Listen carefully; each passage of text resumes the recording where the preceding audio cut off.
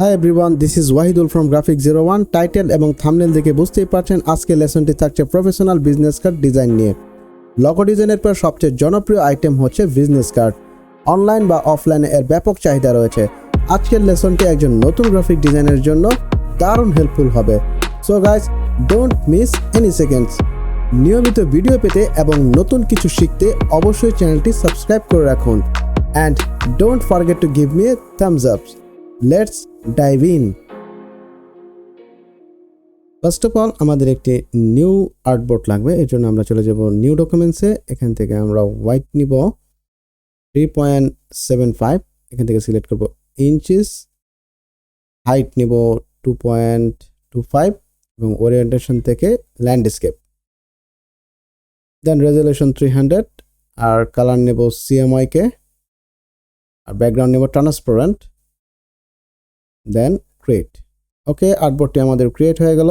এখন আমাদের কিছু ডকুমেন্টস ওপেন করতে হবে। চলে গেলাম মাই কম্পিউটারে। দেন একটি পিকচার, ব্লিড লাইন এগুলো ওপেন করে নিলাম।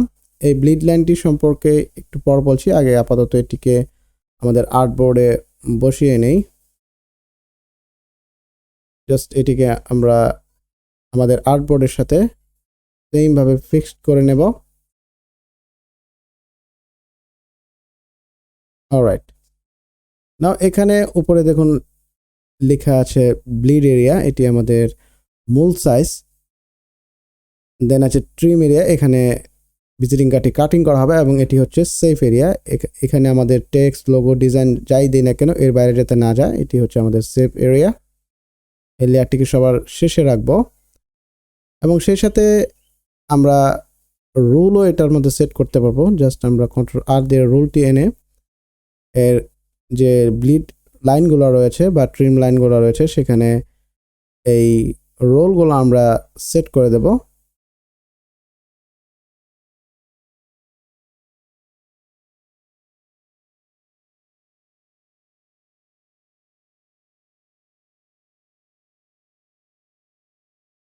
ব্লিডের বিজনেস কার্ড টেমপ্লেটের জন্য যে গ্রিডটি আমরা ক্রিয়েট করেছি সেই গ্রিডটি আনচেক করে দিতে পারবো। এতে করে কাজ করতে এবং বা দেখতে সহজ হবে। এটিকে ডাবল ক্লিক করলে এর ভেতরে যতগুলো লেয়ার ক্রিয়েট করা হয়েছে সবগুলো এর ভেতরে রয়েছে। আমি এটি অবশ্যই ডিসক্রিপশনে দিয়ে দিব, আপনার চ্যানেল ডাউনলোড করে নিতে পারেন আপনাদের কাজের সুবিধার জন্য।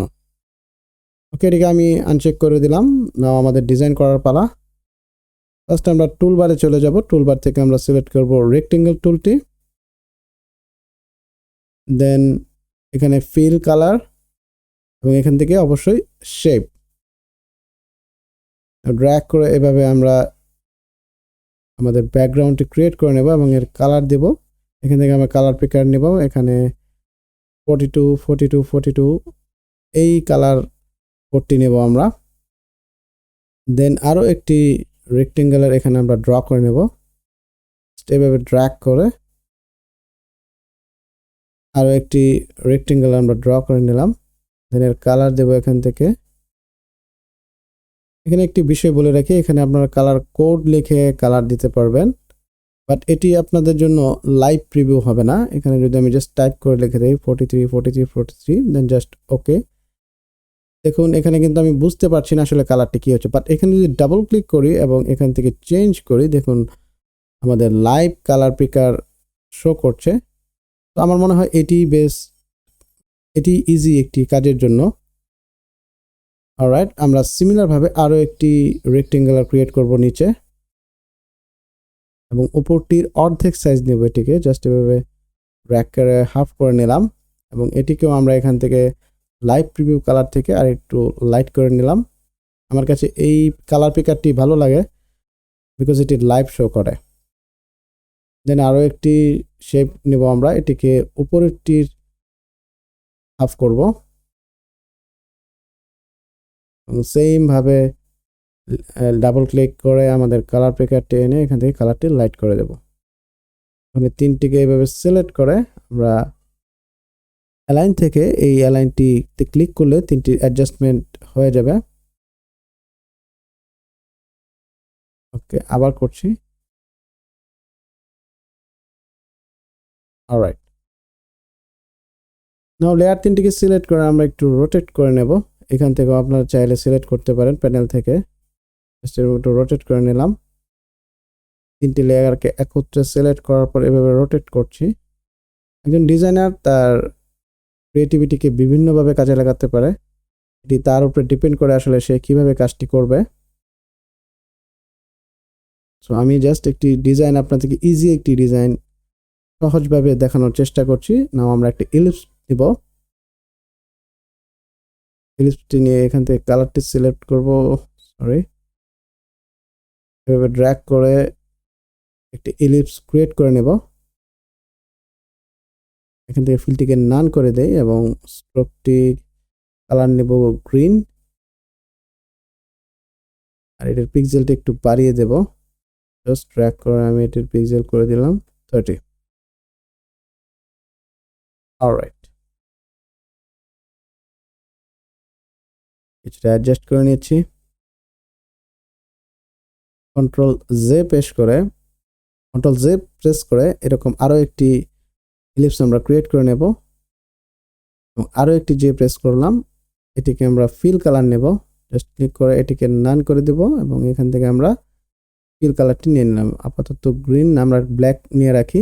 পরবর্তীতে এই কালারটি আমি চেঞ্জ করে দেব। আপাতত ব্ল্যাক রাখলাম এবং এর নিচের যে স্ট্রোকটি আছে সেটি যদি আমরা কালার পরিবর্তন করতে চাই এবং এখানে ডাবল ক্লিক করি, দেখুন এখানে কিন্তু স্ট্রোকের কালার পরিবর্তন হচ্ছে না। এই বিষয়টি অবশ্যই খেয়াল রাখবেন। এই স্ট্রোকের কালারটি পরিবর্তন করার জন্য আমাদেরকে অবশ্যই স্ট্রোক প্যানেলে যেতে হবে। দেখুন এখান থেকে কিন্তু কালারটি পরিবর্তন হচ্ছে না। তো আমাদের এখানে অবশ্যই স্ট্রোক প্যানেলে যেতে হবে এবং দেন এখান থেকে কালারটি সিলেক্ট করে দেব। আই হোপ আপনারা বুঝতে পারছেন ফিল এবং স্ট্রোকের কালারগুলো পরিবর্তন করার ব্যাপারে আমাদের কি করতে হবে। কিছুটা ছোট করে দিলাম। এখন এটাতে আমরা একটি ইমেজ সেট করব। আমার ইমেজটি নিলাম। ভাই আবার পরে কপিরাইট খায় বই, তাই নিজের ইমেজটা ইউজ করাই বেটার। এটাকে সেট করে আমরা এটাকে অবশ্যই ক্লিপিং মাস্ক করে নেব। ক্লিপিং মাস্ক সম্পর্কে আপনাদের বিস্তারিত অবশ্যই একটি লেসন দেব আপনাদের। জাস্ট ক্লিপিং মাস্ক করে দিলাম। একটু রোটেট করে দেই। ওকে, হয়ে গেল আমাদের বেসিক ডিজাইনটি। এখন আরো একটি শেপ আমরা এখানে ক্রিয়েট করব ভিন্ন একটি ইফেক্ট দেওয়ার জন্য। জাস্ট আমরা তৈরি করি আগে। দেখুন এখানে ক্লিক করছি।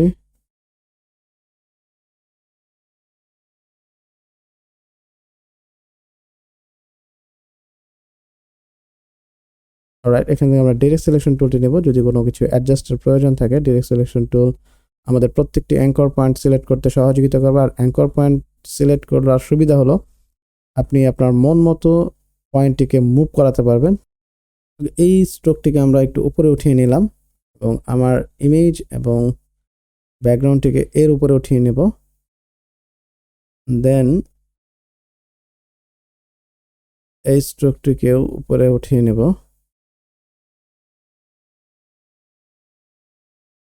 এর কালারটাকে আগে ম্যাচ করে দিলাম। সেম ব্যাকগ্রাউন্ড কালার দিয়ে দিলাম। তাহলে দেখুন যে গ্রিন লাইনটি এখানে কাট শো করছে। এটিকে সবার শেষে নিয়ে আসার পরে যদি আমরা একটি একটি করে উপরে যাই তাহলে বুঝতে পারবো যে কোনটি কোনটি এর নিচে যাচ্ছে। ওকে, আমাদের আপাতত এতটুকু হলেই চলবে। আমরা চাচ্ছি যে এটা উপরে থাকুক এবং গ্রিনটা কেটে যাক। দেন এগুলোতে আমরা ড্রপ শেড ইউজ করব। জাস্ট একটি ইফেক্ট ইউজ করার জন্য আমরা ড্রপ শেড ইউজ করছি। I hope this one okay. Overlay থেকে এটিকে নর্মাল করে দেব, কিছুটা লাইট করে দেই।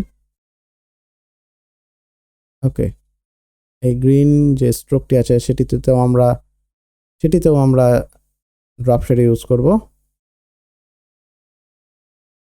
এটিকে হোয়াইট করে দিলাম। দেখুন এখন হোয়াইট করাতে ছবিটি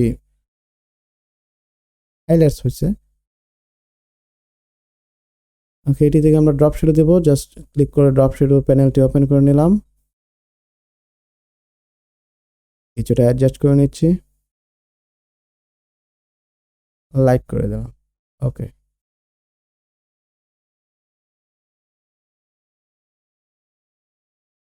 ড্রপ শেডোটা মনে হয় এদিকে বেশি চলে আসছে, একটু কমায় দিতে হবে। ডিস্টেন্সটা একটু কমিয়ে দিচ্ছি আমি এটিকে একটু ব্যাকড্রপের দিকে দিচ্ছি ওকে দ্যাটস ইট এখন আমাদের টেক্সট বসানোর পালা এই ডিজাইনটিতে এখন আমরা টেক্সট বসাবো এই জন্য আমাদের টাইপ টুলটি নিতে হবে এবং এখানে ক্লিক করলে আমাদের টেক্সটটি চলে আসবে এবং এর কালার নেব এই গ্রিনটি এখান থেকে আমরা কোডটি কপি করে নিলাম দেন ওকে ডাবল ক্লিক করলে এর মেনু বারে কালার বারটি চলে আসবে এখানে ক্লিক করে আমাদের কোডটি এখানে বসিয়ে দিলে কালারটি অ্যাপ্লাই হয়ে যাবে ইটস ভেরি ইজি এখান থেকে আমরা ফন্ট সিলেক্ট করব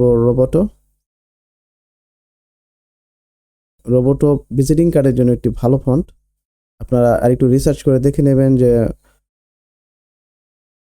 সব সময়ের জন্য এটা আপনার অবশ্যই খেয়াল রাখবেন যে ফন্ট পেয়ারিং একটি গুরুত্বপূর্ণ বিষয় একটি ডিজাইন অ্যাপ্রুভ হওয়ার জন্য বা ডিজাইনের পারফেক্ট ম্যাচের জন্য ফন্ট পেয়ারিং অবশ্যই একটি গুরুত্বপূর্ণ বিষয় এখানে আমি জাস্ট অ্যাজ ইউজুয়াল কিছু টেক্সট এখানে করে নিচ্ছি এখানে গ্রাফিক ডিজাইনার লিখলাম যেহেতু আমি একজন গ্রাফিক ডিজাইনার আপনারা ক্লায়েন্টের পেশা অনুযায়ী সেই ডেজিগনেশন আপনারা দিবেন নাম ঠিকানা সব তাদের মতো করে আপনারা দিবেন এখানে যেহেতু আমি জাস্ট একটি টিউটোরিয়াল করছি সো বুঝতেই পারছেন এত কিছু বলার দরকার নেই এখানে নেম ওয়েবসাইট ইমেল এখানে ফোন নাম্বার দিয়ে দিব একটি ফেক ফোন নাম্বার কল করলেও লাভ নেই দেন আমরা এর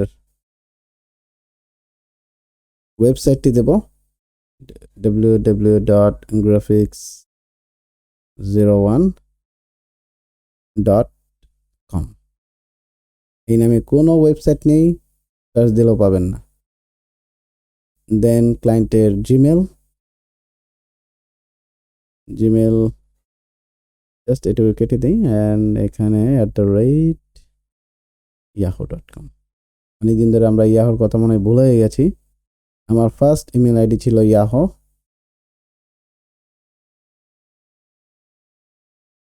দেন এখানে একটি অ্যাড্রেস দিয়ে দিচ্ছি এগুলো জাস্ট আপনাদেরকে বোঝার জন্য যে ক্লায়েন্টের কি রিকোয়ারমেন্টগুলো আপনারা কিভাবে লিখবেন আর ক্রিয়েটিভিটিটা অবশ্যই আপনার কাছে এটা সবসময় মনে রাখবেন ক্রিয়েটিভিটি অবশ্যই আপনার কাছে দেন টেক্সটগুলোকে অ্যালাইন করে দিলাম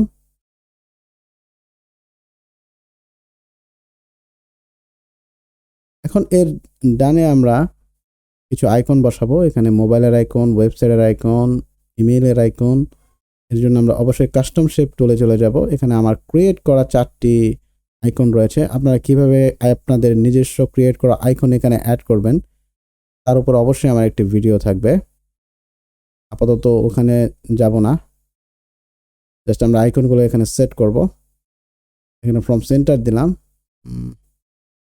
আইকনগুলো কিছুটা বড় হয়ে গেছে সো আমাদেরকে ছোট করার জন্য এটি খুবই সিম্পল জাস্ট এটিকে ডিলিট করে দেই এবং শেপে গিয়ে ক্লিক করুন এখান থেকে আপনারা সাইজ দিতে পারবেন এখানে আমি 40 পিক্সেল দিচ্ছি সিমিলারভাবে সবগুলো আইকন আমরা এখানে প্লেস করে নেব এখানে আমরা লোকেশনের আইকনটি নিয়েছি এটাও 40 সবগুলোকে 40 দেব কারণ তাহলে সেম সাইজ হবে দেখতে ভালো লাগবে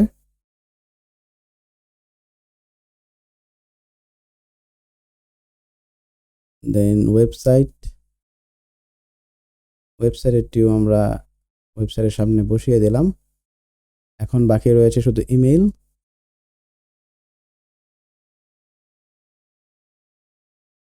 এখানে সেট করে দেব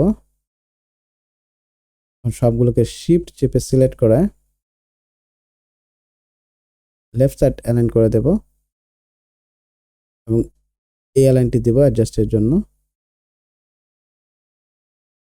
দ্যাটস ইট আমাদের ফন্ট পার্টটি ক্রিয়েট হয়ে গেল আমাদের বিজনেস কার্ডের ফন্ট পার্টটি ডান এখন আমাদেরকে অবশ্যই ব্যাক পার্ট এই বিজনেস কার্ডের সেটি ক্রিয়েট করতে হবে তো এর জন্য আমরা এই প্রথম যে লেয়ারটি আছে এখান থেকে একদম শেষ লেয়ার পর্যন্ত সিলেক্ট করে Ctrl+G পেশ করব তাহলে এগুলো একটি গ্রুপে ক্রিয়েট হয়ে যাবে সবগুলো একটি গ্রুপের ভিতরে চলে আসবে এবং এটিতে দেখুন আমরা পুরোটা একসাথে হাইড করে দিতে পারছি এবং এখানে আমরা এটির নাম দিব ফ্রন্ট সাইড।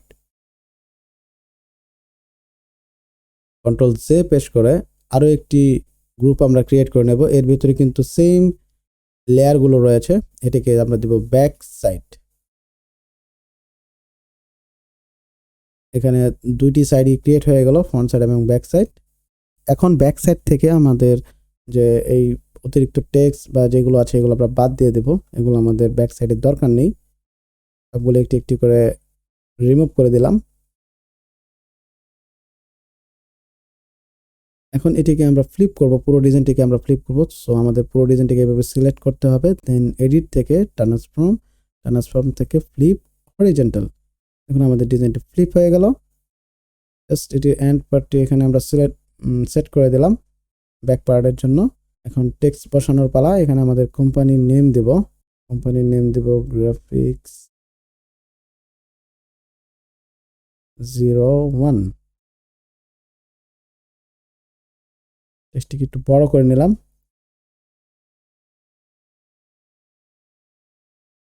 এখানে গ্রাফিক শব্দটি আর কালার আমরা গ্রিন করে নেব। এভাবে এখান থেকে কপি করে এখন এটি অটোমেটিক্যালি চেঞ্জ হয়ে গেল কপি করার সাথে সাথেই। একটি লোগো দরকার গ্রাফিক্স 01 এর জন্য, লোগোটি আগে থেকে ক্রিয়েট করা, এটি আমার চ্যানেলের লোগো। জাস্ট এখানে সেট করে দিচ্ছি। দুটিকে সিলেক্ট করে অ্যালাইন করে দেব, সেন্টার অ্যালাইনড। ওকে, তো আমাদের ব্যাক পার্টটিও ক্রিয়েট করা শেষ। এখানে আপনার কোম্পানির লোগো রিপ্লেস করতে পারবেন, ইয়োর লোগো হেয়ার। এটিতে স্মার্ট অবজেক্ট করে রেখে দিবেন এবং ক্লায়েন্ট ডাবল ক্লিক করে এর ভিতরে প্রবেশ করে ক্লায়েন্টটার লোগোগুলো পরিবর্তন করে নিতে পারবে। I hope you understand. তো গাইস, আমাদের ডিজাইন করা ফ্রন্ট পার্ট এবং ব্যাক পার্ট কিভাবে একটি মোকআপের মধ্যে সেট আপ করবো তা এই পার্টে দেখাবো। আমরা ফ্রি একটি মোকআপ অনলাইন থেকে ডাউনলোড করে রেখেছিলাম। এই ধরনের মোকআপ তৈরি করতে অবশ্যই আমার চ্যানেলটি সাবস্ক্রাইব করে রাখুন, কারণ নেক্সটে আমি মোকআপ কীভাবে ক্রিয়েট করতে হয় তার উপরে অবশ্যই একটি ভিডিও ক্রিয়েট করব। এখানে একটি মজার পার্ট, এখানে আমরা গ্রুপ সিলেক্ট করে দেব। এতে সুবিধা হলো যে পুরো গ্রুপটি একত্রে মুভ হবে এই গ্রুপ সিলেকশনের দ্বারা। দেখুন এখানে আমি যখন মুভ করছি পুরোটা একত্রে মুভ করছে। এখানে লোগোটি যেহেতু এর বাইরে, সো লোগোটি কিন্তু মুভ করছে না। দেন লোগোটিকে আমরা ব্যাক সাইডে প্রবেশ করে নিলাম। ব্যাক সাইডটিকে সিলেক্ট করে নেব এবং আমাদের মোকআপ প্যানেল এটিকে ড্র্যাগ এন্ড ড্রপ করব, কিছুটা ছোট করে দিই এবং সেভ দিব। সেভ না দিলে এটি মোকআপে শো করবে না। দেখুন এটি আমাদের ব্যাক পার্টটিকে এখানে শো করছে। সেইভাবে আমাদের ফ্রন্ট পার্টটিকেও এই মোকআপসের ভিতরে নিয়ে আসবো। এখানে প্রজেক্টের উপর ডাবল ক্লিক, তাহলে এটি স্মার্ট অবজেক্ট ওপেন হবে এবং আমাদের ব্যাক পার্টটিকে ফ্রন্ট পার্টটিকে এভাবে ড্র্যাগ করে ড্রপ করে দেবো এখানে। Very easy. কিছুটা অ্যাডজাস্ট করে নিচ্ছি এবং সেভ। এখন সেভ দেওয়ার সাথে সাথেই আমাদের ফ্রন্ট পার্টটিও এখানে চলে আসছে।